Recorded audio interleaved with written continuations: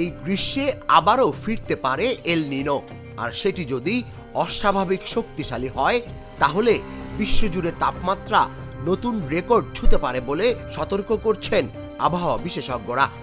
একই সঙ্গে বাড়তে পারে তীব্র গরম, খরা, বন্যা, ঝড় এবং নানা স্বাস্থ্য ঝুঁকিও। এখন প্রশ্ন হলো, এল নিনো আসলে কি?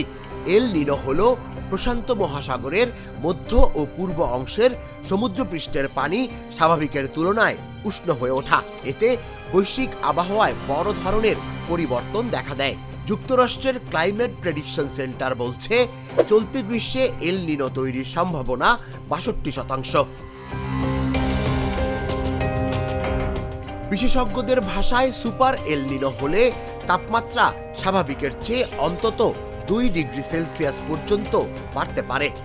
আলবানি বিশ্ববিদ্যালয়ের অধ্যাপক ডক্টর পল রাউন্ডি আশঙ্কা প্রকাশ করে বলেন, ১৪০ বছরের মধ্যে অন্যতম শক্তিশালী এল নিনো ঘটতে পারে এবার। স্বাস্থ্য বিশেষজ্ঞরা বলছেন, অতিরিক্ত গরমে হিট স্ট্রোক, পানি শূন্যতা, শ্বাসকষ্ট, হৃদরোগ জটিলতা ও ডায়রিয়ার ঝুঁকি বাড়ে। শিশু, বয়স্ক ও দীর্ঘমেয়াদী রোগীরা থাকবেন সবচেয়ে বেশি ঝুঁকিতে। অন্যদিকে ভারী বৃষ্টিপাত হলে ডেঙ্গু, ম্যালেরিয়া ও পানিবাহিত রোগও বাড়তে পারে। বিশ্ব আবহাওয়া সংস্থা বলছে, এল নিনো শুধু আবহাওয়ার বিষয় নয়, এটি কৃষি, স্বাস্থ্য, জ্বালানি ও পানি ব্যবস্থাপনায়ও বড় প্রভাব ফেলে।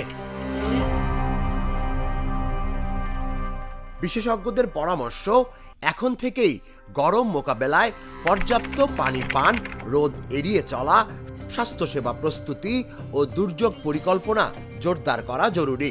কারণ এল নিনো শুধু তাপ বাড়ায় না, বাড়ায় মানবিক সংকটও। তুষার ইসলাম, জাগো নিউজ। Mr. Noodles, amazing